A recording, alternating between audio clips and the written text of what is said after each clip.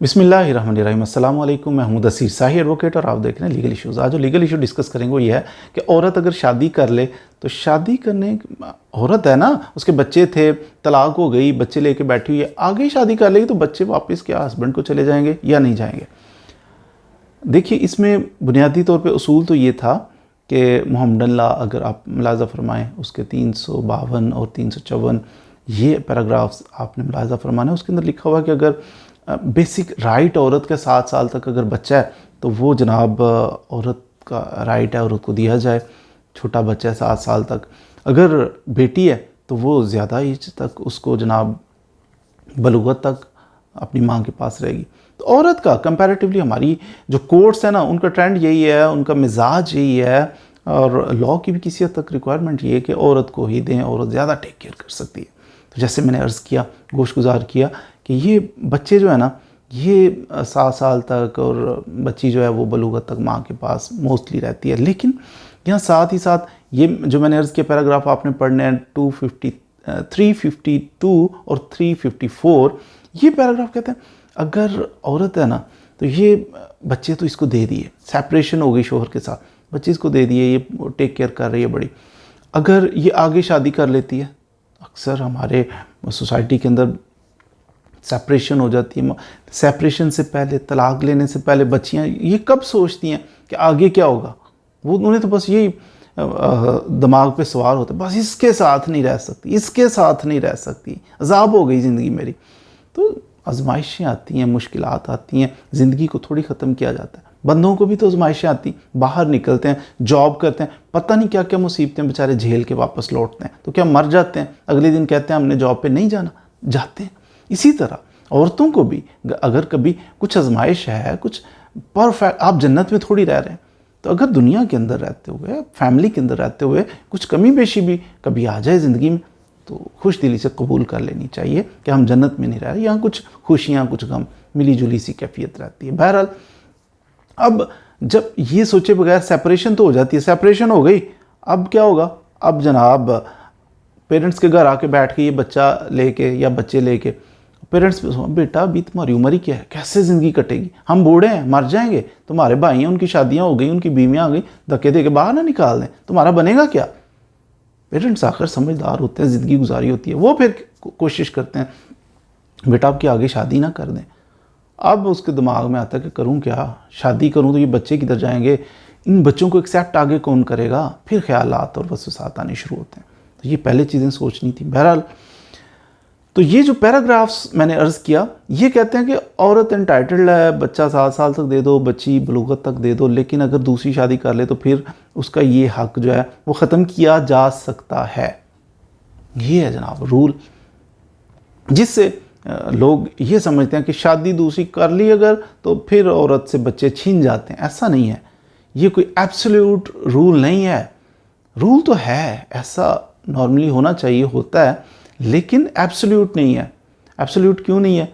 उसकी रीज़न ये है कि कोर्ट्स कहती हैं हमारी कि असल चीज़, जो बुनियादी चीज़ है ना, वो हमने देखना वेलफेयर ऑफ द माइनर, कि बच्चे की जो वेलफेयर है ना, बच्चे की फिज़िकल, बच्चे की मेंटल, बच्चे की जनाब दीगर मेडिकल, उसकी रेजिडेंट, सारी ज़रूरियात, उसको केयर, उसके इमोशंस का ख्याल रखना, ये सारी चीज़ें बच्चे को कहाँ मिलती हैं, ये देखना है। बच्चा कंफर्टेबल रहना चाहिए, बस पेरेंट्स को नहीं देखना, बच्चे को हमेशा देखना है, ये हमारा कानून कहता है। अब इस पे एक जजमेंट आई 2022 में, आयशा मलिक साहिबा और जस्टिस मंसूर अली शाह साहब सुप्रीम कोर्ट के जजेस हैं, इन्होंने बैठ के ये फैसला किया, इन्होंने डिसीजन ये दिया कि ये एब्सोल्यूट राइट नहीं है कि औरत ने जनाब दूसरी शादी करी तो बच्चे, अगर औरत शादी कर भी ले तो फिर भी गौर खोज करना है, गौर करना है कि बच्चे औरत के साथ रहेंगे नहीं रहेंगे। औरत के साथ रहते हुए क्यों औरत को महरूम किया जा सकता है अगर दूसरी शादी कर ले तो बच्चों से? इसलिए कि नए घर में औरत चली जाती है, वहाँ पे माहौल कैसा होगा, वहाँ ऑलरेडी बच्चे होंगे, वहाँ कुछ गैर महरम लोग भी हो सकते हैं। अगरचे औरत जब शादी दूसरी करती है ना, तो वो बंदा इसके बच्चों के लिए महरम हो जाता है, गैर महरम नहीं होता। तो ये बहरहाल एक पॉइंट है कि वो महरम हो जाता है इन सुतेले बच्चों के लिए। ये पर्दे की सच कोई उसमें प्रॉब्लम नहीं है, लेकिन साथ ही साथ बाकी उसके फैमिली मेम्बर और भी तो हो सकते हैं ना। अब चचा जो है वो रियल चचा होगा नहीं होगा, उसके सोचना पड़ेगा। उसके बेटे हैं जवान, उनके बारे में क्या, तो कुछ ना कुछ वो रियल ब्रदर्स वाला, रियल अंकल वाला साहब शायद ना हो, तो इसके बारे में थोड़ा सा खदशात होते हैं। बहरहाल अब देखना है, फिर भी कोर्ट ने एक दफ़ा गौर कर लेना कि औरत के पास बच्चे हम कहते हैं होने चाहिए, बेटी होनी चाहिए जनाब, बलूगत तक, बेटा होना 7 साल तक। तो अब इसने दूसरी शादी की है, तो क्या बच्चे डिस्टर्ब हो रहे हैं या नहीं हो रहे? तो यहाँ पे कोर्ट ने बच्चे दूसरी शादी करने के बावजूद औरत को दे दिए, चारों बच्चे। क्यों दिए? उसके कुछ पॉइंट्स ये थे कि बच्चे जवान हो रहे थे। जवान से मुराद कोई 17 साल का था, कोई 15 साल का था, 12 साल का था, 8 साल, ये इस एज ग्रुप से थे बच्चे। और बच्चे जनाब कॉन्फिडेंट थे, वो कहे माँ के साथ ही रहना है। एक चीज़ कोर्ट ने कहा, अच्छा जी बच्चे समझदार हैं और कहते हैं माँ के साथ रहना है, हम कंफर्टेबल हैं। तो बच्चे समझदार जब हों, ग्रोन अप हों, तो फिर बच्चे उनकी डिसीजन को भी वेट, अगर जैसे सिंपल सोल इस बात पे हम कस्टडी बच्चों की नहीं दे सकते माँ को या बाप को, बच्चे कह रहे हैं, नहीं, ये एक रीज़न हो सकती है, लेकिन सिर्फ एक रीज़न की बेसिस पे नहीं, और भी वजूहात होनी चाहिए। एक तो वजह ये बन गई कि जज साहब ने कहा कि जनाब ये बच्चे जब कह रहे हैं कि हम माँ के साथ रहना चाह रहे हैं और हैं भी समझदार, तो फिर एक पॉइंट हो गया माँ के पास जाए, दूसरी शादी अगरचे माँ ने कर ली। लेकिन दूसरी पॉइंट पर दूसरे वकील साहब कहते हैं कि जनाब देखिए ये मेरे बच्चे आगे जिससे शादी की है, तो वो उसके घर में जाके मेरी बेटियां रहेंगी, कैसे रहेंगी? उसका जवाब ये था कि ये औरत जो है ये वेल ऑफ थी, ये पढ़ी लिखी थी, माँ जिसने सेकंड मैरिज की है ना, ये पढ़ी लिखी है, अपना स्कूल चलाती है और एजुकेशन भी इसकी ठीक है, और इंडिपेंडेंट इसका अपना घर है, कमाने वाली थी ना, इसने अपना घर भी बनाया हुआ है, तो ये सेपरेट अपने घर में रहती है अपने बच्चों के साथ। वो आदमी जिससे शादी की है उसका पिछला जो घर है उसके अंदर उसकी पिछली वाइफ और उसके बच्चे वो रह रहे हैं, तो ये इकट्ठे नहीं रह रहे। पर्दे का और ये वो ऐसे मामला भी नहीं थे, बच्चे कोई डिप्रेस नहीं थे, बच्चे अलहदा अपनी माँ के साथ रह रहे थे। तो मैरिज की तो वो शख्स भी इनके घर में अकेला आता है, यानी एज ए हस्बैंड वो हो गया, उनका मामला निकाह हो गया। अब कोर्ट ने फिर यहाँ से ये चीज़ देखिए, अगर बच्चों की एज यहाँ पे 17 साल 15 साल ना होती, बच्चे छोटे छोटे होते, फिर कोर्ट क्वाइट पॉसिबल कुछ और सोचती कि बच्चा अब 2-4 साल 5 साल 8 साल का है, कोर्ट शायद सोचती कि अब दूसरी जगह पे जाना है। अब यहाँ पे बच्चे क्योंकि थोड़े समझदार थे, उन्होंने अपनी ओपिनियन भी दे ली। बच्चा 7 साल का होता, 4 साल 6 साल का होता, तो अपनी ओपिनियन उसकी वैल्यू ही ना होती कि समझदार नहीं है बेचारा, उसे क्या पता। तो कोर्ट की औरत जो है कमाने वाली ना होती, पढ़ी लिखी ना होती, फिर वेलफेयर देखनी थी कि यार ये पढ़ी लिखी औरत नहीं है, तो बच्चे इसके पास माँ होने के नाते दिए तो थे, लेकिन अब इसने क्योंकि शादी कर ली है, तो अब इसके पास थोड़ा सा वो कोर्ट कंसीडर करेगी, उस चीज़ को सोचेगी।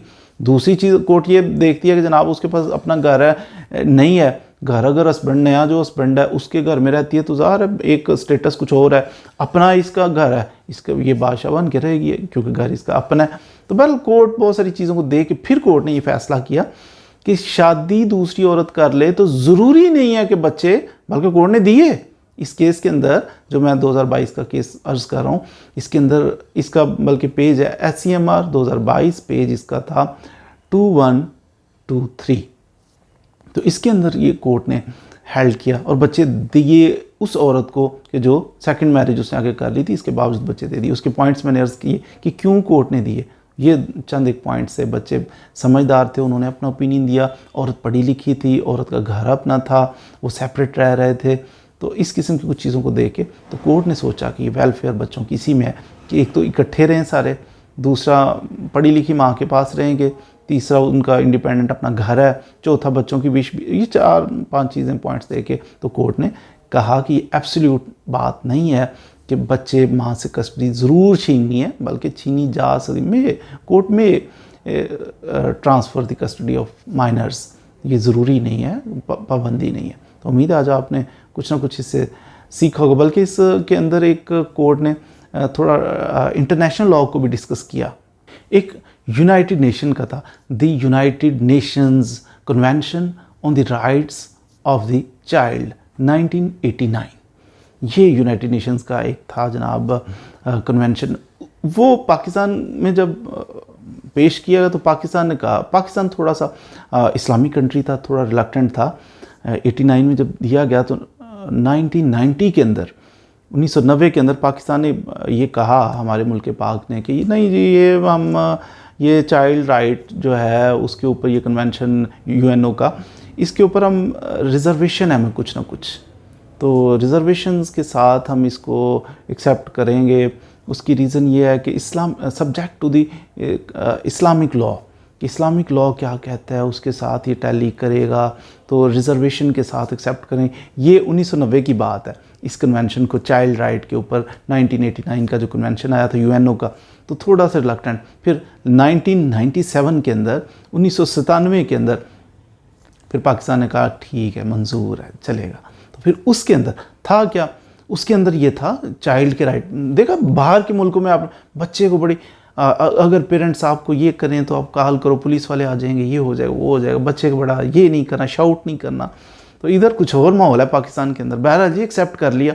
तो उसके अंदर भी बच्चे की वेलफेयर के ऊपर पूरा फोकस था कि बच्चे को बस टेंशन नहीं होनी चाहिए, बच्चे को जनाब बड़ा उसके राइट्स ढेर सारे दिए गए ना, जो कि अच्छे हैं, राइट्स होने चाहिए। लेकिन कुछ जैसे पेरेंट्स हैं उनके भी कुछ हुकूक होते हैं, वो कुछ थोड़ा बहुत बच्चे की तरबियत के लिए कर सकते हैं मामलात, जिसको एक्सेप्ट नहीं करते भाई यूएनओ के जो रूल्स हैं, रेगुलेशंस हैं। बहरहाल इसको भी डिस्कस किया गया कि उसके अंदर फोकस किया गया कि बच्चे की वेलफेयर को देखना है, पेरेंट्स को नहीं देखना। बाप जाता है तो जाए, माँ जाती है तो कहीं भी जाए, हमने सिर्फ यही देखना है। यूएनओ का ये कन्वेंशन कहता है कि बच्चे की वेलफेयर, उसकी एजुकेशन, उसके आराम, उसके कंफर्ट, उसके फिज़िकल हेल्थ, उसकी मेंटल हेल्थ, और उसके सारे उसकी रेजिडेंस कैसी होगी, तो उसका बस ख्याल रखना है आपने। तो ये चार्टर हमने भी कबूल किया हुआ जी यूएनओ का, तो उसको मेंशन भी किया है सुप्रीम कोर्ट की इस जजमेंट के अंदर। पढ़िएगा, पढ़ने वाली है। मज़ीद वीडियोज़ के लिए हमारे साथ रहिए। Thank you very much.